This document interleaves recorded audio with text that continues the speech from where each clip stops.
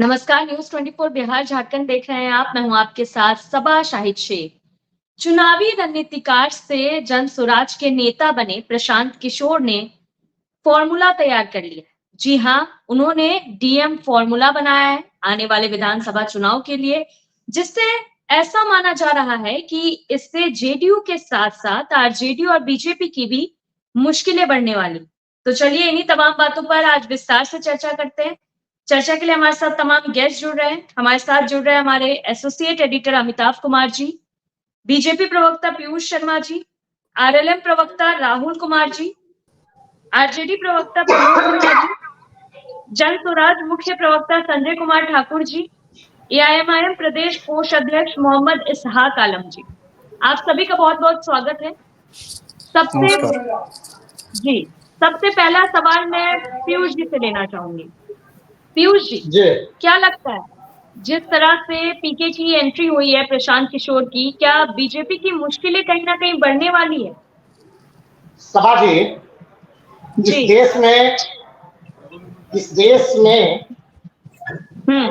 6 राष्ट्रीय दल, 60 मान्यता प्राप्त राज्य दल हम्म। और लगभग 2700 के आसपास गैर मान्यता हम्म। प्राप्त दल हैं। 2700 के आसपास गैर मान्यता प्राप्त दल हैं। हम्म। यदि प्रशांत किशोर जी, मैं किसी का नाम लेना नहीं चाहता हूँ, बड़ी चर्चा है, लेकिन जो व्यक्ति यदि दल बना करके राजनीति करना चाहते हैं, उससे भारतीय जनता पार्टी को क्या फर्क पड़ने वाला है। 2700 से अधिक दल इस देश में है गैर मान्यता प्राप्त, तो एक दल की संख्या और बढ़ेगी इस देश में, उससे भारतीय जनता पार्टी को क्या फर्क पड़ता है। सिर्फ बदलने की बात कहने से बिहार और देश में परिवर्तन होने वाला नहीं होता है।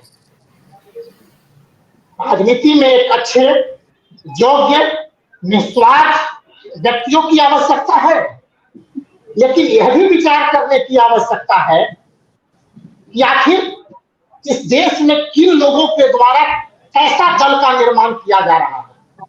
मैं किसी भी पार्टी पर कोई टिप्पणी करने का काम नहीं कर रहा हूं, लेकिन देश की जनता, बिहार की जनता भली भांति यह समझती है कि कौन लोग किस उद्देश्य से राजनीति करने का काम करते हैं, कौन लोग किस उद्देश्य से राजनीतिक पार्टियां बनाने का काम करते हैं। मैंने पहले कहा, सिर्फ बदलने की बात को लेकर के यदि मैं बार बार कहूं कि मुझे बिहार में परिवर्तन की आवश्यकता है, मैं बिहार में परिवर्तन करने का काम करूंगा, मैं बिहार में परिवर्तन करने का काम करूंगा, यह कहीं से अतिशयोक्ति नहीं है। सिर्फ बदलने की बात से विकास नहीं हो सकता है। विकास के लिए उसका पैमाना चाहिए, विकास करने के लिए इंफ्रास्ट्रक्चर चाहिए, विकास करने के लिए दूरगामी सोच चाहिए, विकास करने के लिए मुद्दों पर बात होनी चाहिए, विकास करने के लिए तथ्यों पर बात होनी चाहिए। आखिर विकास, बिहार का विकास कैसे होगा, विजन चाहिए, वह विजन की आवश्यकता है। और राजनीतिक दल सभी लोगों का कर्तव्य है, सभी लोगों का अधिकार है, कोई भी व्यक्ति राजनीतिक दल का निर्माण कर सकता है, तो इसमें किसी को परेशान होने की आवश्यकता नहीं है। और भारतीय जनता पार्टी को इससे जरा सा भी कोई तनाव नहीं है। भारतीय जनता पार्टी आज देश में 17 से 18 राज्यों में शासन कर रही है। तीसरी बार देश के यशस्वी प्रधानमंत्री आदरणीय नरेंद्र मोदी जी के नेतृत्व में देश की 140 करोड़ जनता ने हमें पुनः आशीर्वाद देकर के फिर से देश की सेवा करने का मौका दिया है। देश के यशस्वी प्रधानमंत्री को बिहार में आज डबल इंजन की सरकार चल रही है। नीतीश कुमार जी के नेतृत्व में बिहार में सुशासन एवं कानून का राज स्थापित है, बिहार में विकास का कार्य हो रहा है। तो एनडीए गठबंधन को इससे क्या परेशानी है? सबका नैतिक कर्तव्य है, सबका अधिकार है। ठीक है, फिर आपका रुख करेंगे, सीधा रुख करते प्रमोद जी का। प्रमोद जी, ऐसी चर्चाएं होने लगी है कि जेडीयू और बीजेपी के साथ साथ प्रशांत किशोर की एंट्री से आप लोगों की भी मुश्किलें बढ़ने वाली है। देखिए सवा जी, आज के पहले 2 बार इसी चैनल पे इस प्रकार का डिबेट हो चुका है पहले भी, और हमने पहले भी कहा है भारत एक लोकतांत्रिक देश है। लोकतांत्रिक देश में सभी को चुनाव लड़ने का अधिकार है। कोई भी राजनीतिक दल बना करके चुनाव लड़ सकता है, लेकिन जनता उसको कितना जन समर्थन करने का काम करती है, जनता उसको कितना मान्यता देती है, ये महत्वपूर्ण विषय है। तो जनता के जो महत्वपूर्ण मुद्दा है, उन मुद्दों को लेकर के कौन जनता के बीच में काम कर रहा है, ये देखने वाली बात है।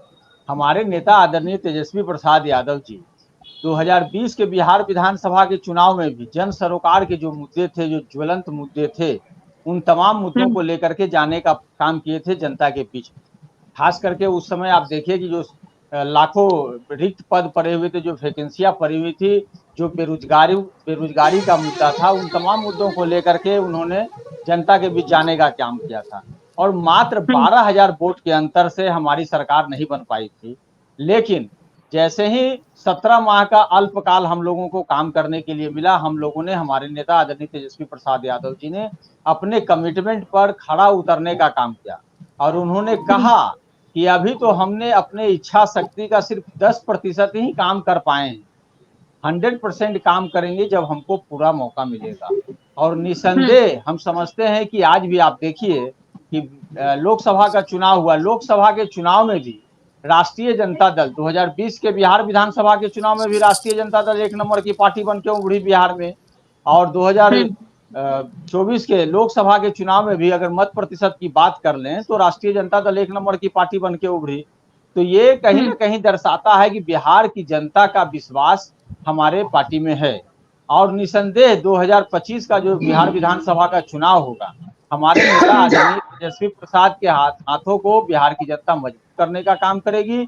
और जो काम बच गए हैं, जो 17 माह के अल्पकाल में जो हमने करने का काम किया, आप देखिए एक बड़ी उपलब्धि जो जातीय गणना हुआ, जातीय गणना के आधार पर कई बातें सामने आई बिहार के परिप्रेक्ष्य में। 94 लाख आबादी जो है वो है 6,000 रुपया से कम है, ये भी हम लोगों ने करवाने का काम किया। हम लोग लगातार, हमारे नेता आदरणीय तेजस्वी प्रसाद यादव जी लगातार तमाम जनसभाओं में यह कहने का काम किए कि इसको जो है, जो हम लोगों ने दायरा बढ़ाया है, आरक्षण का जो दायरा बढ़ाया है, इसको 9वीं अनुसूची में शामिल करवाया जाए। 9वीं अनुसूची में अगर शामिल किया रहता तो आज जो उच्च न्यायालय के द्वारा जो इसे रद्द किया गया था, ऐसी स्थिति नहीं आती। तो ये सब समझने की बात है, और बिहार की जनता भी सारी बातों को समझ रही है कि कौन हमारे हित की बात करती है। तो जिन लोगों को चुनाव है, चुनाव में कई लोग नई अपनी पार्टी बना करके उतरते हैं, कई लोग निर्दलीय उतरते हैं, लेकिन अपना मानना है कि बिहार की जनता हम लोगों के साथ है, और आदरणीय नेता तेजस्वी प्रसाद यादव जी को बिहार का मुख्यमंत्री 2025 में बनाने जा रहे हैं। सभा जी, चलिए ठीक है प्रमोद जी, फिर आपका रुख करेंगे, सीधा रुख करते हैं संजय कुमार ठाकुर जी का। संजय जी, क्या लगता है आपको, पीके की एंट्री से कहीं ना कहीं माहौल तो बनने लगा है, टेंशनें भी बढ़ने लगी है, इस बात की चर्चाएं तेज हो गई है, तो आपको क्या लगता है आपकी पार्टी से किसकी मुश्किलें कठिन हो जाएगी? निश्चित रूप से माननीय प्रशांत किशोर जी के नेतृत्व वाले जनसुराज से दोनों गठबंधनों को नुकसान है। दोनों गठबंधन भीतर से परेशान है। एक गठबंधन ने तो चिट्ठी जारी किया था पिछली मर्तबा, आपको मालूम है, उनके प्रदेश अध्यक्ष ने चिट्ठी जारी करके किस तरह से भयाक्रांत थे, उस चिट्ठी में जो भाव था, कैसे भयभीत थे। तो ये भय तो भाजपा में भी है, ये भय जदयू में भी है, ये भय कांग्रेस में भी है, दोनों गठबंधनों में है। चूंकि दोनों ने गलतियां की है, दोनों ने बिहार को छला है, और अभी तो भारतीय जनता पार्टी और जदयू की सरकार चल रही है। बड़ी अच्छी बात हमारे भारतीय जनता पार्टी के प्रवक्ता जी बता रहे थे, जो मुद्दों की बात होनी चाहिए। प्रशांत किशोर जी को ये सुनते हैं कि नहीं, कितना सुन पाते हैं, उसी पर निर्भर करता है। आदरणीय प्रशांत किशोर जी गांव में घूम करके जिन मुद्दों को उठा रहे हैं, ये मुद्दा इनको समझ में नहीं आ रहा है। हम और बताऊं, जो दिल्ली में जदयू के समर्थन से सरकार चल रही है और बिहार में भाजपा के समर्थन से सरकार चल रही है। विशेष राज्य के दर्जा की मांग मुख्यमंत्री जी करते रह गए, 18 साल से छटपटाते रह गए, ये नहीं हुआ। उसमें कानून में संशोधन करके बिहार की गरीबी को विशेष राज्य का दर्जा नहीं दिया गया। दूसरे दिन दूसरे दिन जो ये बजट पेश किया गया, ये उम्मीद जगी थी बिहारियों को कि कहीं उसमें उसकी भरपाई होगी, स्पेशल पैकेज मिलेगा। तो ये पुल बनाने का, सड़क बनाने का झुनझुना थमा दिए। ये जानते हुए भी आदरणीय प्रशांत किशोर जी बार बार कहते हैं कि ये जानते हुए भी कि बिहार देश का सबसे गरीब, सबसे अशिक्षित, सबसे पिछड़ा और सबसे बेरोजगारी वाला राज्य है, जहां सबसे ज्यादा मजदूरों का पलायन रोजी रोटी के लिए, पेट पोषने के लिए दूसरे प्रदेशों में होता है। अकेले एक गुजरात है जहां 10 लाख बिहारी मजदूर काम कर रहा है, उसमें एक सूरत शहर है जहां अकेले 5 लाख बिहारी मजदूरी कर रहा है। ये आदरणीय नरेंद्र मोदी जी के 10 वर्ष के प्रधानमंत्रित्व काल में बिहार नहीं दिख रहा है। बिहार के साथ वो सौतेला व्यवहार कर रहे हैं। और ये लोग कहते हैं कि बिहार में विकास, अगर बिहार में विकास हुआ है, अगर बिहार को सुशासन मिला है, अगर तो हर दिन हत्या हो रही है, हर दिन लड़कियों का, औरतों का बलात्कार हो रहा है, हर दिन गोलियां तड़क रही हैं, अखबार के पन्ने रंगे हो रहे हैं, हर जिला में हत्या हो रही है। दूसरी बात, एक बात मैं 1 मिनट का समय लूंगा कि बिहार अगर विकास किया है, बिहार अगर संपन्न हो गया है इनके 10 साल के शासन में, तो 2020 से ही मैं आंकड़ा बतलाता हूं। अभी जो बिहार सरकार ने सर्वे कराया है, आर्थिक सर्वे, उसमें 2020 में 1,91,000 करोड़ रुपया बिहार पर कर्ज है। फिर 2021 में यह कर्ज बढ़ करके 2,38,000 करोड़ रुपया हो चुका है। फिर 2023 में यह कर्ज बढ़ करके 2,94,000 करोड़ हो गया है। सभा मैडम, अब बतलाइए, अभी बिहार सरकार का बजट जो 25 का बजट है चालू वित्तीय वर्ष का, वो 2,79,000 करोड़ रुपया है और इन पर कर्जा है 2,94,000 करोड़ रुपया। आप 14,000 करोड़ रुपया बजट से ज्यादा कर्जा है। तो ये स्थिति बनी हुई है बिहार की। कहते हैं जो सुशासन है, बड़ी विकास हो रहा है। एक भी फैक्ट्री बता दे 10 वर्ष में आदरणीय मोदी जी अडानी को, अंबानी को, टाटा को, बिरला को बिहार भेजे हो, जाओ वहां कारखाना लगाओ। दूसरे गुजरात में हर दिन कारखाना खुल रहा है। बिहार में एक सेकंड, बिहार में पैसेंजर ट्रेन भी नहीं है और गुजरात में बुलेट ट्रेन बन रहा है 1 लाख करोड़ का। ये स्थिति है। और ये लोग क्या बोलेंगे? बिहार के भारतीय जनता पार्टी के नेता आदरणीय प्रशांत जी तो अभी बोले हैं कि 5 को वोट इन लोगों के पास नहीं है अगर मोदी जी जावे तो। धन्यवाद। चलिए ठीक है संजय जी, फिर आप राजद वाले जी फिर आप रुख करेंगे जवाब लेने के लिए हमारे जी ठीक है, लेकिन उससे पहले राहुल जी का रुख करना चाहूंगी, फिर पीयूष जी आपसे जवाब ले लूंगी। राहुल जी, क्या लगता है आपको? ठीक है। जी नमस्कार। ओवैसी, असदुद्दीन ओवैसी की एंट्री और पीके की एंट्री से इंडिया गठबंधन या एनडीए गठबंधन, किसकी राहें मुश्किल होने वाली है? देखिए सभा जी, सबसे पहले बात तो ये कि मैं इंडिया गठबंधन को क्या नुकसान होने जा रहा है, मैं उस पर अभी कोई बात नहीं कहूंगा। लेकिन मैं इतनी बात बहुत मजबूती से कह सकता हूं कि 2024 का जो लोकसभा चुनाव संपन्न हुआ, उसमें जन स्वराज के जो नेता हैं, जो सर्वे सर्वा हैं, प्रशांत किशोर जी, ये खुलेआम दावा करते थे कि जदयू को 5 से 6 सीटें आएंगी, उससे ज्यादा नहीं आएंगी। एनडीए गठबंधन बहुत बड़े नुकसान में होगा। और ये दावा तब वो कर रहे थे जब वो ये कहते थे कि लगभग 20 जिला से ज्यादा वो महीनों दिनों तक, कई दिनों तक उन्होंने अलग अलग जिलों में जाकर के बैठा, लोगों को समझा, उसके बाद उन्होंने ये बात कही। तो जब उनकी समझ बिहार को लेकर के इतनी अधूरी है, अगर 2024 के चुनाव के परिणाम को ही अगर देखा जाए तो उन्होंने कहा कि 5 सीटें आएंगी, तो जदयू को 12 सीटें आई, एनडीए गठबंधन को 30 सीटें आई या 29 सीटें आई। कुल मिलाकर के जो बिहार को समझने का जो दावा कर रहे हैं, उनके समझ के हिसाब से जो ये कहते हैं कि हमने एक, देखिए बात सीधी सी है कि ये ब्रांड बेचते हैं। ब्रांड कौन है? नीतीश कुमार जी ब्रांड है, ममता बनर्जी ब्रांड है, नरेंद्र मोदी जी ब्रांड है। चुनाव के हिसाब से ये उनके साथ सटते हैं और ये समझते हैं कि नीतीश कुमार जी को या जगन मोहन रेड्डी को या ममता बनर्जी को या नरेंद्र मोदी जी को इन्होंने ब्रांड बनाया। 2015 में अगर आपने नीतीश कुमार जी को सरकार में लाने का काम किया तो 2020 में तो आप नहीं थे, उसके बावजूद एनडीए की सरकार बनी। ममता बनर्जी जी के साथ आप पिछले दिनों विधानसभा चुनाव में थे, लेकिन इस बार लोकसभा के चुनाव में तो ममता बनर्जी के साथ तो प्रशांत किशोर नहीं थे, तब भी ममता बनर्जी, ठीक है हम वहां अच्छा नहीं कर पाए, लेकिन ममता बनर्जी जी अगर लोकप्रिय हुई वहां पे, अगर नीतीश कुमार जी के नेतृत्व में एनडीए यहाँ मजबूत हुआ या कहीं पर, तो इसमें देखिए फैक्टर ये होता है कि आप क्या काम करते हैं, आपकी राजनीतिक समझ क्या है और विकास का मॉडल आपका क्या है। इन्होंने बहुत तरह के प्रॉब्लम्स संजय जी ने सुझाए, इनके पास मॉडल क्या है। अगर इस बिहार के अंदर जातिगत सर्वे हुआ, आर्थिक सर्वे हुआ, एक डेटा आया, उस डेटा के बाद बिहार की सरकार ने तय किया कि 94-95 लाख परिवारों को हम इतना पैसा देंगे ताकि वो स्वरोजगार कर सके। केंद्र की सरकार ने तय किया कि मुद्रा योजना के तहत 10 लाख हम बिना कोलेटरल का देते हैं तो हम 20 लाख देंगे। हम अति पिछड़ा और पिछड़ा को मुख्य धारा में लाने के लिए आरक्षण को 65% हमने किया, ठीक है, अभी एक कानूनी प्रोसेस में वो है, लेकिन हमने एक मॉडल बनाया। संजय जी क्या ये बता सकते हैं कि इनके पास आरक्षण को लेकर के क्या मॉडल है? दलितों, ये देखिए एक टोकन पॉलिटिक्स करते हैं, ये मुसलमानों को के बीच जाते हैं और वहां कुछ गोली फेंक देते हैं और वहां एक हाइप क्रिएट करते हैं। उसी तरह से कल आज इन्होंने आज सभी अखबारों में है कि ये एक दलित प्रदेश अध्यक्ष बनाएंगे।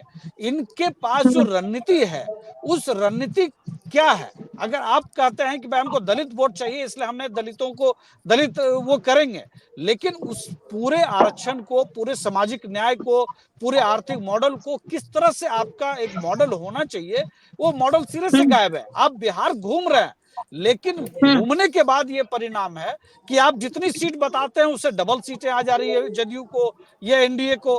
तो दूसरे के ब्रांड पर अपनी बाजार या कहिए कि ब्रांडिंग कर लेना, अपना ब्रांडिंग कर लेना। और देखिए मजेदार बात यह है कि नीतीश कुमार जी को 2015 में इन्होंने आगे लेकर के बढ़ने का काम किया, तो 2010 में जितनी सीटें थी क्या उतनी सीटें जदयू को आई थी 2015 में? अगर इतने बड़े ब्रांड नहीं है, इतने बड़े रणनीतिकार हैं, तो ये 2024 के चुनाव में भी आ सकते थे। तो जिनके पास जो खुद की जो समझ है वो इतनी अधूरी हो, और पूरे बिहार को जानने और समझने के लिए बहुत सारी चीजों को समझना पड़ेगा। इन्होंने कर्ज की बात की, दुनिया का कोई देश मुझे बता दीजिए जहां के जीडीपी का 5% और 10% कर्ज वाला कोई एक देश मुझे बता दें। अमेरिका का भी कर्ज 95% तक है। आज अमेरिका कोई विकासशील देश नहीं है, अविकसित देश नहीं है। तो जिनको इकोनॉमिक्स की समझ भी उतनी बेहतर नहीं है, वो ये दावा कर रहे हैं कि ये कर्जा, ये बजट। भाई कोई भी देश, कोई भी व्यक्ति अगर प्रोग्रेस करता है, अगर मुकेश अंबानी भी, अगर अडानी भी, अगर आज उनका नेटवर्क देखेंगे तो उसकी तुलना में उनके कर्ज को अगर आप देखेंगे, बिना उन चीज, बहुत सारी चीजें होती है इकोनॉमिक्स को समझने के लिए, तो सिर्फ कुछ चीजों को मतलब हवा में ब्रांडिंग के लिए फेंक देना, मुझे नहीं लगता है कि ये जिस तरह से चीजों को जहां कहीं से कुछ जुटा लिया, कहीं से रोड़ा, कहीं से ईंट, कहीं से पत्थर जुटा लिया और एक मकान बना लिया। देखिए सपना देखना कोई बुरा नहीं है।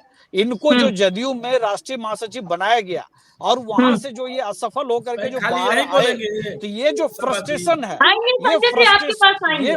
ये फ्रस्ट्रेशन इनको जरूर ये महत्वाकांक्षा रखते हैं, लेकिन जो 2024 का जो इन्होंने प्रेडिक्शन किया और जिस तरह से एक्सपोज हुए, 2025 में ये कहीं के नहीं रहेंगे और एनडीए फिर से 2020 से बेहतर करते हुए 2010 का जो आंकड़ा था उससे बेहतर करेंगे। ठीक है राहुल जी, संजय जी आपसे जवाब ले लेंगे, लेकिन उससे पहले पीयूष जी के पास चलते हैं, उसके बाद आप दोनों के बातों का अच्छे से जवाब दे दीजिएगा। जी पीयूष जी, आप उस वक्त कुछ कहना चाह रहे थे, अपनी बात पूरी कर लीजिए। समझिए जी, प्रशांत किशोर जी अभी तक दूसरों की हड्डी पे कबड्डी खेलने का काम किए।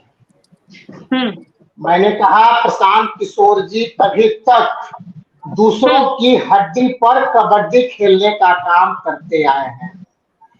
अभी नई नई पार्टी का ये गठन करना शुरू किए हैं और इनका दावा है कि 243 विधानसभा में मैं अपने उम्मीदवार को लड़वाने का काम करूंगा।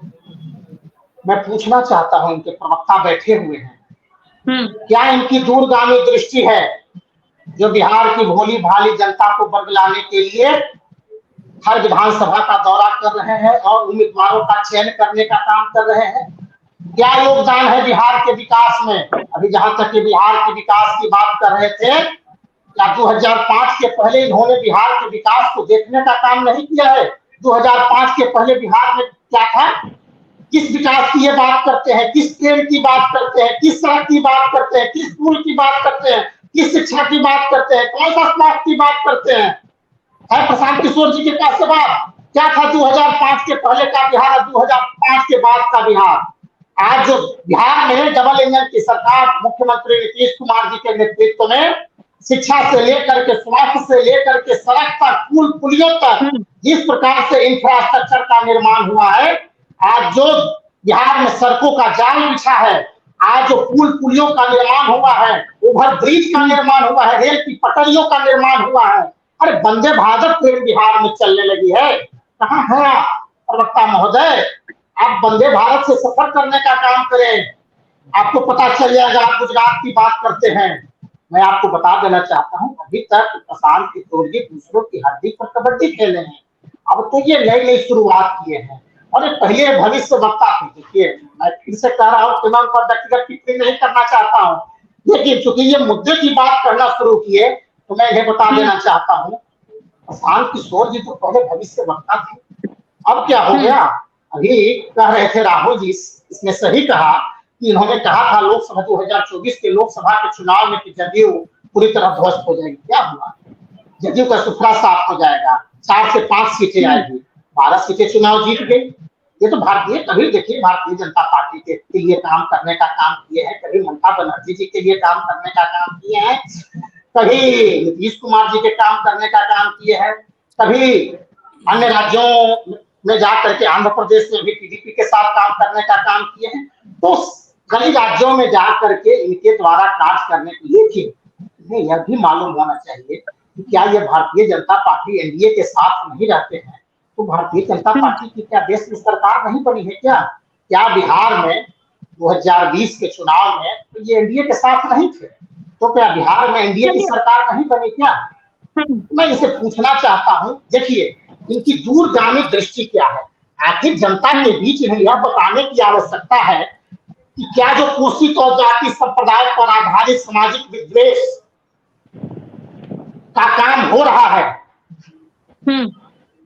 क्या इनके द्वारा इस पर पहल करने का काम किया गया? क्या जो आज राष्ट्रीय जनता दल से क्या जो राष्ट्रीय जनता दल के द्वारा जाति संप्रदाय और सामाजिक विद्वेष करने का काम बिहार में करने का काम किया जा रहा है, क्या कभी प्रशांत किशोर जी ने इस पर दूरगामी दृष्टि देने का काम किया है? क्या इस पर भी कुछ बोलने का काम किया है? क्या आखिर किस प्रकार बिहार को बदलना चाहते हैं? मैं पूछना चाहता हूँ, किस विकास के नाम पर? विकास का मॉडल तो एनडीए का है, विकास का मॉडल तो बिहार के मुखिया नीतीश कुमार जी का है, भारतीय जनता पार्टी का है। और मैं अंत में आपको बता देना चाहता हूं सभा जी कि जनता मालिक होती है, जनता के द्वारा ही किसी भी पार्टी को चुनने का काम किया जाता है और बिहार की 13-14 करोड़ जनता ने एनडीए को अपना बहुमत देने का काम किया है और 2025 के बिहार विधानसभा के चुनाव में भी एक बार फिर एनडीए पर विश्वास करके और मुख्यमंत्री नीतीश कुमार के नेतृत्व में एनडीए की सरकार को चुनने का काम करेगी और बिहार में डबल इंजन की सरकार द्वारा सुशासन, विकास, जो अभी कानून का राज स्थापित है, वह कानून का राज स्थापित लगातार रहेगा। चलिए ठीक है पीयूष जी, फिर आपका रुख करेंगे, अब संजय जी से जवाब ले लेते हैं। संजय जी। जी मैडम, आपने दोनों प्रवक्ताओं को सुना? जी हाँ, दोनों को सुना है और दोनों भ्रम में जी रहे हैं। दोनों की स्थिति बड़ी विचित्र लग रही है, क्योंकि दोनों विद्वान प्रवक्ता जी बार बार सवाल उठा रहे हैं हमारी दृष्टि क्या है। राजद ने जात पात फैलाया, राजद ने जात पात फैलाया तो भारतीय जनता पार्टी कौन दूध का धोया हुआ है? ये तो संप्रदायवाद फैला करके देश को तोड़ने का काम कर रहा है, देश को दो हिस्सों में, देश की गंगा जमुनी तहजीब को खत्म करने के काम में लगे हुए हैं। ये सांप्रदायिकता के साथ हैं और नीतीश जी के लिए जो कहा गया था वो आदरणीय प्रशांत किशोर जी ने तब कहा था जब वो राजद गठबंधन के साथ थे। जब वो भाजपा गठबंधन के साथ आ गए तब तो ऐसा कोई बयान नहीं आया जो इनको 5 को सीट भी नहीं मिलेगा। ये तब का बयान है जब राजद गठबंधन में वो थे, तब उनको ये प्रशांत जी ने गांव का सर्वे बताया था जो गांव में पलटू बाबू की छवि बहुत खराब है और इनको वोट लोग नहीं देगा। तो ये स्थिति उस समय की थी। खैर छोड़िए, इनको मिला। ये लोग सब अभी तो 1 सप्ताह पहले आदरणीय प्रशांत जी ने मधेपुरा में बयान दिया है कि भारतीय जनता पार्टी के किसी नेता के पास वो कैपेसिटी नहीं है बिहार में जो वो 5 को वोट अपनी ताकत से ले ले। अगर मोदी जी का नाम ना आवे तो 1 MP इनका नहीं जीत के जाने वाला है। कौन स्थिति बनाए रखा है इन लोगों ने बिहार में, सब कोई जान रहा है। दूसरी बात, प्रशांत किशोर जी गांधीवादी विचारधारा के संपोषक हैं। प्रशांत किशोर जी बाबा साहब भीमराव अंबेडकर के विचारों से लबरेज हैं। आदरणीय प्रशांत किशोर जी जननायक कर्पूरी ठाकुर के विचारों और उनके सोच, उनके सपनों के बिहार बनाने के प्रति संकल्पित हैं। गांव में लोगों से घूम रहे हैं, ये कह रहे हैं ना, गांव में हर वर्ग, हर जाति, हर समाज का लोग उनके साथ जुड़ रहा है और सब कोई उनकी बात सुन रहा है, उनको अपना समर्थन जता रहा है, हाथ उठा उठा करके क्रिया खा रहा है जब बिहार बदलने में हम आपके साथ हैं। तो इनको घबराहट है। राजद गठबंधन को भी उतनी ही बेचैनी है और भाजपा गठबंधन को भी वही बेचैनी है, क्योंकि दोनों के आधार गांव में ही है। दोनों का आधार वोटर गांव में ही रहते हैं। गांव में बच कौन गया है? एक केवल महिला, बच्चे और बुजुर्ग। इन लोगों के सुशासन की स्थिति यही है कि 18 साल में आंकड़ा बतावे आदरणीय राहुल बाबू और आदरणीय पीयूष शर्मा साहब कि कितना बिहारी भाग के चला गया है दिल्ली, बंबई, कलकत्ता, पंजाब, हरियाणा, तेलंगाना, आंध्रा। क्यों पलायन हो रहा है? 18 साल से सुशासन बाबू की सरकार है तो बिहार मजदूर बनाने की फैक्ट्री क्यों बना रखा है आप लोगों ने? क्यों नहीं आपने उस पलायन को रोका? क्यों नहीं लोगों को रोजगार दिया? क्यों नहीं लोगों के लिए संसाधन मुहैया कराया जो नौजवान यहाँ रोजी रोटी तलाश सके? ठीक बात है, पूरे बिहार में 2% पूरी आबादी का 2% पद ही सरकारी सेवा के लिए है, चपरासी से लेकर चीफ कमिश्नर तक। आदरणीय प्रशांत जी भी बार बार कहते हैं कि ये इतना बेरोजगारी बढ़ी हुई है जिसमें इतना ही पद भरा जा सकता है आबादी का 2%। लेकिन बाकी जो बेरोजगार हैं, पढ़ लिख करके सड़क पर टहल रहे हैं, तो ये क्यों दिल्ली जा रहे हैं? क्यों नहीं सरकारें रोक रही हैं उनको? क्यों नहीं उनको रोजगार दे रही है? ये काम नहीं करेंगे। राजद वाले भाई बड़ा सलीके से कह रहे थे 15 साल अब उनकी सरकार थी, कोई फैक्ट्री कारखाना वाला नहीं आता था डर के मार से, आतंक से, फिरौती के डर से, हत्या अपहरण के डर से। कितने इंजीनियरों की हत्या हुई, कितने ठेकेदारों की हत्या हुई, सारी दुनिया जानता है। बिहार का वो काला अध्याय अभी तक बिहारियों के मानस पर चस्पा है, लेकिन उससे कमतर नहीं। हाँ, 2005 तक सभा जी मुझे कुछ कहना है इनको। 2005 से लेकर 2010 तक नीतीश बाबू और भाजपा गठबंधन की सरकार ने बिहार में अपराध उन्मूलन का काम किया, बिहार में विकास की बातें करी, लेकिन उसके बाद से जो डिटोरिएशन का क्रम जारी हुआ, आज भी जारी है। तो मैं मांग करता हूं ये भाजपा गठबंधन के हमारे दोनों प्रवक्ता जी से कि आखिर विशेष राज्य का भी कम से नहीं अगर दिया तो विशेष पैकेज भी क्यों नहीं दे रहे हैं प्रधानमंत्री जी इस गरीबी से निकालने के लिए? सारा आंकड़ा उनके पास है पीएमओ में। वो जानते हैं कि बिहार देश का सबसे गरीब है, सबसे अशिक्षित है, फिर यहाँ की शिक्षा व्यवस्था को ठीक क्यों नहीं की जा रही है? केवल खिचड़ी बांटने का केंद्र बना दिया गया है। हर विद्यालय में आप चले जाइए, आदरणीय प्रशांत किशोर जी गांव गांव घूम रहे हैं तो वो अपनी नजरों से देख रहे हैं गांव की हालात। आंकड़े में जो गांव विकास की बात होती है, जमीन पर चले जाइए। जवाब ले लेते हैं संजय जी, फिर आपका रुख करेंगे, जवाब ले लेते हैं। एक मिनट, इन लोगों ने जो कहा 25 में हमारा कोई वजूद नहीं रहेगा, तो 25 में बताना मैं चाहता हूँ, कल का अधिवेशन हमारा कार्यकर्ता मामूली केवल संगठन के पदाधिकारी आए थे, उसकी संख्या 14,000 थी। तो अभी जो 25 में हम सभी 243 सीट पर लड़ेंगे। ये दोनों गठबंधनों को बिहार की जनता अपनी ताकत से धूल चटाने का काम करेगी। ये सब लंबा लंबा भाषण हवा में रहेगा। ये समय आने दीजिए। हमको रणनीतिकार मान रहे हैं ना हमारे नेता को, कह रहे हैं जहां वो व्यापारी हैं, तो व्यापारी देखिए जवाब देने दीजिए सभा साहिबा। व्यापारी जो इन्होंने कहा तो ठीक बात है, कल तक 2 साल पहले तक वो राजनेताओं को सरकार बनाने का व्यापार कर रहे थे, उनका कारोबार कर रहे थे, उनको मुख्यमंत्री या प्रधानमंत्री बनाने का धंधा कर रहे थे।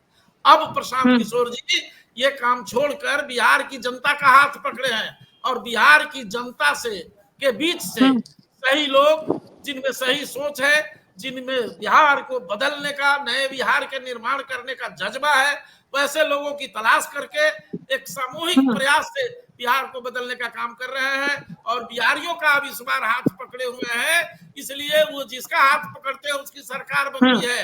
अब बिहार की जनता का हाथ पकड़ा है, जनता की सरकार बनेगी, जन स्वराज की सरकार बनेगी। देखिए सभा जी, संजय जी समय की कमी है, हमारे एसोसिएट एडिटर भी हमारे साथ जुड़ चुके हैं, तो सबको बोलने का मौका मिलना चाहिए। राहुल जी, सभा जी मैं सिर्फ 1 मिनट समय लूंगा।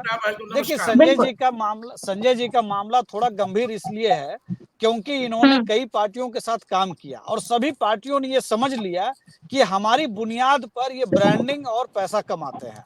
और जब सभी पार्टियों ने इनको झटक दिया, उसके बाद इनको लगा कि अब मेरे पास कोई विकल्प नहीं है, तो चलो अपनी ही दुकान शुरू की जाए। और दुकानों में जैसे स्टाफ को वेतन पर रखा जाता है, उसी तरह से जन स्वराज पार्टी में जिला अध्यक्ष से लेकर के तमाम कार्यकर्ता और पदाधिकारी पेड वर्कर हैं। आपको जान करके बड़ा आश्चर्य होगा, इनका फाइनेंस कहां से हो रहा है मुझे नहीं मालूम है, लेकिन आज आप पता कर लीजिए लगभग जिला अध्यक्ष, लगभग इनके वर्कर्स जो जिले जिले जा रहे हैं वो सभी पेड वर्कर्स हैं और उनको एक सपना दिखाया जा रहा है कि कल हमारी सरकार बन जाएगी और सब कुछ। लेकिन जिस तरह से मैं फिर कह रहा हूं कि 2024 को लेकर के जो जमीनी धरातल पर जो समझ बनी प्रशांत किशोर जी की, वो समझ बहुत बता रही है कि बहुत अधूरा समझ है उनकी, और उससे वो कहीं नहीं पहुंच पाएंगे, कहीं नहीं टिकेंगे। और ये स्कूल की बात कर रहे हैं, बेरोजगारी की बात कर रहे हैं, बिहार पिछले 10-15 सालों से लगातार शानदार ग्रोथ रेट के साथ आगे बढ़ रहा है। जब 2005 की सरकार थी तो 24-25 हजार करोड़ रुपए का बजट होता था बिहार में, आज लगभग 3 लाख करोड़ का बजट है। जिस तरह के डेवलपमेंट्स हैं, इस बार भी जो पैकेज में जिस तरह की चीजें आई हैं, तो दिखा रहा है कि बिहार को लेकर के एनडीए बहुत गंभीर है। लेकिन अब संजय जी की ब्रांडिंग नहीं चल पा रही है वहां पे अलग अलग दुकानों की, तो ये खुद अपनी दुकान खोल करके बैठ गए हैं। तो इस तरह के दुकानों का क्या हश्र होता है ये सभी को मालूम है। चलिए ठीक है राहुल जी, प्रमोद जी आपका रुख करेंगे, लेकिन उससे पहले हमारे एसोसिएट एडिटर अमिताभ जी भी जुड़ चुके हैं हमारे साथ, तो उनसे सवाल ले लेते हैं। अमिताभ जी, क्या लगता है संजय जी को भी सुना, मैं राहुल को भी सुना, प्रमोद जी बाकी लोगों को सुन रहा था मैं। एक बात देखिए, बिहार में अगर हम देखें तो जन स्वराज हो या फिर ओवैसी की पार्टी AIA-MIM हो, AIA-MIM ने अपनी उपस्थिति 2020 के चुनाव में दिखा दी थी, जब सीमांचल में 5 सीटों पर जीत दर्ज की थी और 5 सीट ऐसे थे जिनको उन्होंने प्रभावित किया था, वहां जीत हार का जो पैमाना था उसे बदल दिया था उनकी उपस्थिति के चलते। देखिए जन स्वराज की जब स्थापना हुई थी और जब प्रशांत किशोर निकले थे, तो उस समय ये लग रहा था कि ये जात धर्म से ऊपर उठकर एक नया जो युवाओं की फौज है, युवाओं जो बिहार के युवा थे उन्हें एक नई लाइन देंगे। लेकिन प्रशांत किशोर भी उसी रंग में ढलने लगे हैं। मुस्लिमों के सम्मेलन में जाते हैं तो मुस्लिम की बात करने लगते हैं कि आपको अधिकार मिलेगा, आपको ये मिलेगा। कुछ दिन पहले हज उन्होंने कार्यक्रम किया था तो वहां पर उन्होंने मुस्लिमों की बात की।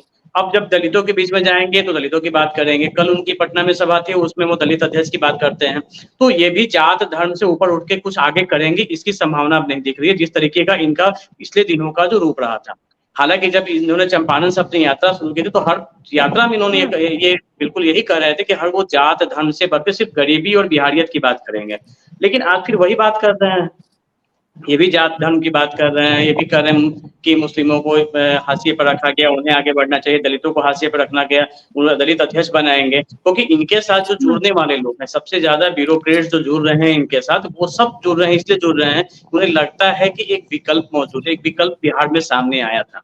एक विकल्प के रूप में लोग इनसे जुड़ रहे थे, चाहे वो युवा हो, गांव के लोग हों, ये ग्रामीण हो। और अगर हम देखें तो जैसे जैसे 2024 के चुनाव के पहले का जो इनका जितना भी यात्रा था, हर यात्रा की खबर हम लोग तक आती है। इनके अलग अलग व्हाट्सएप ग्रुप हैं, हर भाषण के अंश आते हैं, हर प्रचार के जो पॉइंट हैं वो आते हैं, लेकिन कहीं भी इस तरीके का नहीं था। ये जाति धर्म की बातें नहीं करते थे, लेकिन 24 के चुनाव के बाद कहीं ना कहीं अब जाति धर्म की बातें भी इनकी तरफ से भी आने लगी है कि फलाना जाति फलाना धर्म की बात ये करने लगे हैं। तो ये बातें सामने आ रही, क्योंकि देखिए प्रशांत किशोर की जब यात्रा शुरू हुई थी तो निश्चित तौर पे बिहार में एक विकल्प पे लोग चर्चा करने लगे थे, लोग धीरे धीरे चर्चा में आ रहा था। चंपारण के इलाके में जैसे संजय जी भी आते हैं, उसी इलाके से शुरुआत उनकी हुई थी और उसके बाद बिहार के कई लोग इलाकों से होते हुए सीमांचल तक उनकी यात्रा बढ़ी है। बड़ी संख्या में जो ग्रामीण थे, जो गाँव इनका जो फोकस है वो ग्रामीण एरिया है, गाँव घूम रहे थे, गाँव बातें कर रहे थे। लेकिन उसके बाद ये लोगों को लगने लगा था कि शायद ये विकल्प आए, हम 2025 अगर नहीं देखें तो 2029 लग रहा था कि 2029 में 30 में हो सकता है एक बड़े विकल्प के रूप में सामने आएंगे। लेकिन जिस तरीके से हाल के दिनों में जो दावे किए जा रहे हैं, तो कहीं ना कहीं देखिए जिस तरीके से ओवैसी के बारे में एक माइंडसेट है कि वो वहां जाती है, उस सर्किट को चुनती है जहाँ पे उनके उतरने के बाद जो है जो मुस्लिम वोट है उसमें बिखराव होता है और उसका कहीं ना कहीं किसी पार्टी को फायदा मिलता है। उसी तरीके से अब जो जनसुराज का जो इन लोग का जो स्ट्रेटजी जो भी बन रहा है, हालांकि एक चीज और बता दें कि कल जब बापू सभागार में उतना बड़ा कास्टम हुआ तो मीडिया अलाउ नहीं था, मीडिया से फोटोग्राफी कर सकती थी, पूरी बात जो कंपेनिंग होती है वो नहीं आती है। बाकी जितने संजय जी लोग विज्ञप्ति जारी करेंगे उतनी बातें पता चलती हैं, ऑफिशियली तौर पर, अनऑफिशियली तरफ की बात को नहीं करेंगे, ऑफिशियली बात उतना ही होती है। लेकिन मेरा ये कहना है कि जो एक जाति धर्म से ऊपर उठकर चलने की जो बात प्रशांत किशोर लगातार कर रहे थे, तो एक जनता भी विकल्प के तौर पे दिख रही थी कि कहीं जो बाकी पार्टियां करती हैं कि किसी फलाना जाति का उम्मीदवार है, फलाना धर्म का उम्मीदवार है, तो इससे वोट का समीकरण बनेगा, ये बिगड़ेगा, तो वो उसी समीकरण और जातिगत धर्मों में जनसुराज के जो नेता हैं वो अब उसी धर्म पे राह पे चल पड़े हैं। ऐसे में अब देखना ये होगा कि 2025 लेके 1 साल का समय, 1.5 साल का समय रह गया है, अब उसमें अब देखना होगा कि किस तरीके से जनता जो है, जनता के बीच में जो अपनी उम्मीदवार लेके ये जाएंगे, तो उसके बाद उनकी क्या रिस्पांस होता है, क्योंकि चुनाव में कब क्या पलटी मार जाए कोई नहीं कहा जा सकता था। 2024 के चुनाव में पहले लोग यही कह रहे थे कि नीतीश कुमार का कैरियर खत्म हो गया, नीतीश कुमार का जो ऑरा था वो खत्म हो चुका है, अब उनका कोई वोट बैंक नहीं रहा। परिणाम जो आया वो सबके सामने है, इसलिए अभी समय है। लेकिन जो लाइन लेंथ है, जो स्ट्रेटजी दिख रही है, वो तो यही दिख रही है कि ये भी बाकी दलों की तरफ से उसी लाइन से ये बढ़ रहे हैं। चलिए ठीक है अमिताभ जी, फिर आपका रुख करेंगे, प्रमोद जी से जवाब ले लेते हैं, फिर संजय जी आपका रुख करेंगे। प्रमोद जी देखिए सभा जी बिल्कुल अभी पीयूष शर्मा जी, राहुल जी और संजय जी तमाम लोग जैसे अपनी बातों को कह रहे थे, और पीयूष शर्मा जी तो कई बातों को कहने का काम किया और बीच बीच में 2005 के पहले भी जाने का काम किया। तो लगभग 20 वर्षों से माननीय मुख्यमंत्री हैं नीतीश कुमार जी, और देखिए कि नीति आयोग का जो रिपोर्ट आया है, जो सतत विकास लक्ष्य आया है का जो के द्वारा जो रिपोर्ट आया है, उसमें बिहार जो है अंतिम पंक्ति पर है, तो इनके विकास के पैमाने को दर्शाता है। अब देखिए ये लगातार कह रहे थे इनका जो भ्रष्टाचार, जो पुल पुलिया लगातार एक पखवाड़े में जो गिर करके भरभरा जा रहे हैं। अरे सुनिए ना, अरे पीयूष जी सुनिए, यही दिक्कत है, सुनिए पीयूष जी, अरे सुनिए ना पीयूष जी, सुन लीजिए बात को, रखिए ना। अरे चरवाहा विद्यालय का कॉन्सेप्ट आपको समझ में आएगा क्या, जिसको जापान ने भी देश दुनिया ने सराहने का काम किया, वो आपके दिमाग में वो कॉन्सेप्ट नहीं समझ में आएगा। आप सुन लीजिए बात को पहले, अरे सुन लीजिए, आप जो बीच में जो 2005 के पहले चले जा रहे हैं, वर्तमान की जो स्थिति है वो ना बतलाइए लोगों को। और आप जो बोल रहे थे कि हड्डी पर कबड्डी खेलने का काम कर रहे हैं, तो माननीय मुख्यमंत्री नीतीश कुमार जी ने कहा था कि किसके कहने पर हम इनको जनता दल यूनाइटेड में शामिल किए थे और पद देने का काम किए थे। ये जनता छुपी हुई नहीं है इन सब बातों से। हड्डी पर कबड्डी खेलने और खेलवाने का परेशानी हम लोगों को कोई परेशानी नहीं है, हम लोगों को कोई परेशानी नहीं है, हम लोगों को कोई परेशानी नहीं है। अरे आप लोगों ने हड्डी पर कबड्डी खेलवाने का काम कर रहे हैं। ये राज की जनता साथ बोलेंगे तो किसी को कुछ समझ नहीं आएगा, और समय की कमी भी आप लोगों का रुख तो करेंगे। आपने समय किसको दिया था सभा जी? इस प्रकार अगर होगा तो अगले डिबेट में जब ये लोग आएंगे तो बीच में हम भी बोलते रहेंगे।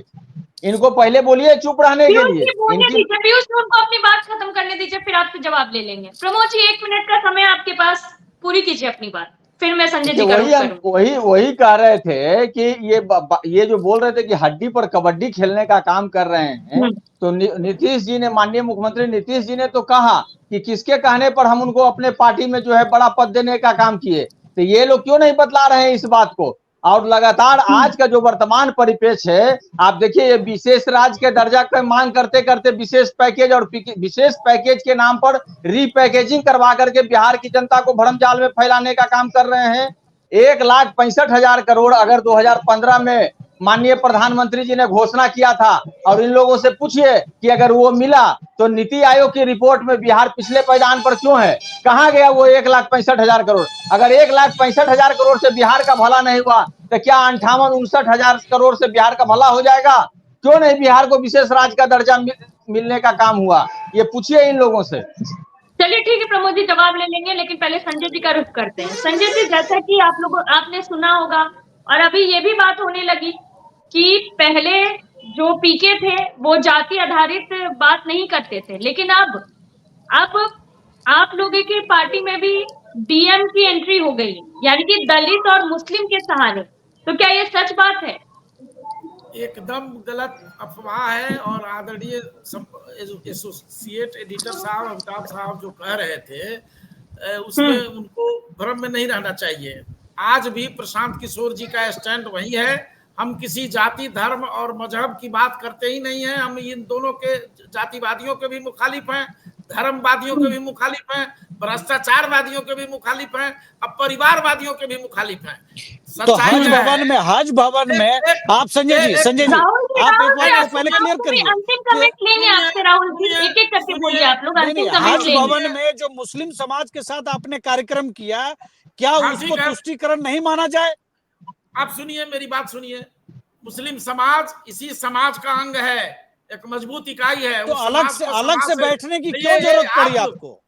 सुनिए, आप लोग समाज को बांटने की राजनीति करते रहे हैं, आप बांटते रहिए। हम समाज को जोड़ने चले हैं, जात विहीन करने, समाज को धर्म विहीन करके सब जात धर्म के लोगों को एक प्लेटफॉर्म पर लाने का काम कर रहे हैं। और हज भवन में जो आदरणीय प्रशांत किशोर जी का भाषण हुआ है, कृपया उसको बढ़िया से सुना जाए। उन्होंने मुस्लिम समाज को समझाया है कि आप जहालत की जिंदगी से बाहर निकलिए। आप में सबसे ज्यादा मूर्ख लोग हैं, उनको पढ़ने का मौका नहीं दिया गया। लालू जी के साथ आप रहे, लेकिन आपको पढ़ाने की व्यवस्था उन्होंने नहीं की, आपको रोजगार देने की व्यवस्था नहीं की। राजनीति में आप सहमे हुए हैं, आप मुखिया सरपंच का चुनाव नहीं लड़ पा रहे हैं।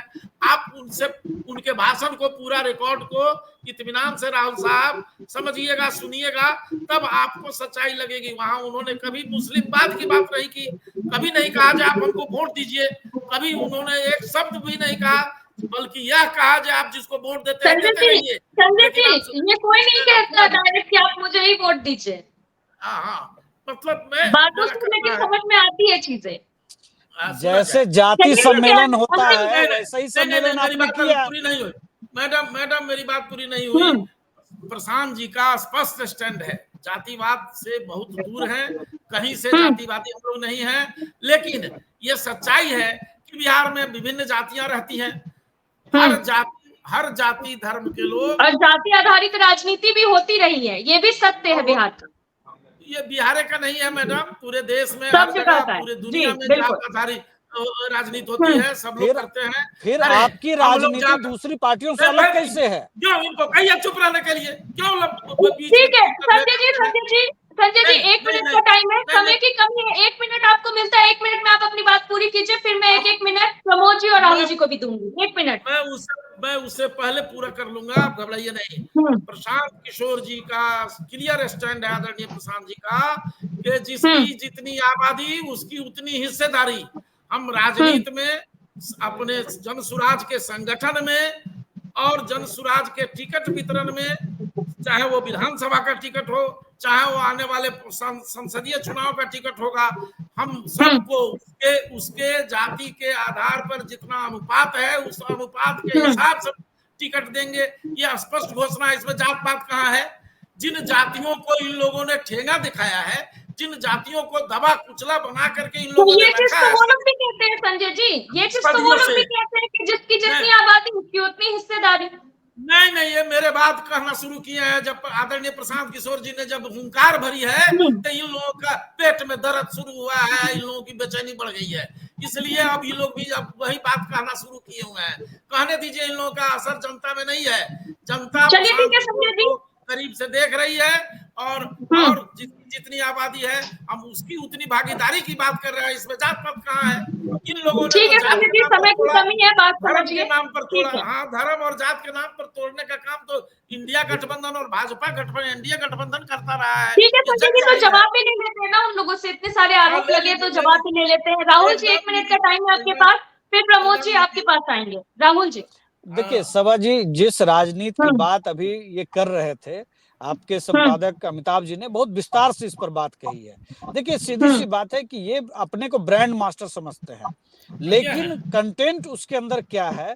कंटेंट नीतीश जी के अंदर था तो इन्होंने ब्रांडिंग कर ली, ममता बनर्जी जी के अंदर था उसकी ब्रांडिंग कर ली, मोदी जी के अंदर था उसकी ब्रांडिंग कर ली। अब ये पैकेजिंग सोच रहे हैं कि हम अपनी पैकेजिंग में अपना ब्रांड चला लेंगे। तो जिस तरह के जो विचारों के अंदर अगर स्थिरता नहीं होगी, तो चले थे गांधी जी से और अंत में ये आ गए, कभी दलित करेंगे, कभी मुस्लिम करेंगे, कभी जिस जाति की या जिस समाज की जितनी हिस्सेदारी। इनके पास कोई क्लैरिटी नहीं है विचारों की। ये सिर्फ और सिर्फ खाली हो चुके हैं, क्योंकि कोई भी पॉलिटिकल पार्टी अब इनको अपना ब्रांड नहीं बनाने के लिए तैयार है, ब्रांड मैनेजमेंट नहीं देने के लिए तैयार है। तो ये अपनी दुकान खोल करके बैठ गए हैं और फाइनली ये बुलबुला की तरह कोलैप्स कर जाएंगे। चलिए ठीक है राहुल जी। प्रमोद जी। देखिए सभा जी, ये कह रहे थे जिसकी जितनी हिस्सेदारी उसकी उतनी भागीदारी। अभी इसके पहले मैंने जो जिक्र किया कि लगातार जो है जो जातीय गणना कराई गई, और जातीय गणना के उपरांत जो है आरक्षण का दायरा जो है 75% किया गया, 65% प्लस 10%। और हमारे नेता आदरणीय तेजस्वी प्रसाद यादव जी लगातार मांग करते रहे केंद्र सरकार से कि इसको जो है 9वीं अनुसूची में शामिल किया जाए।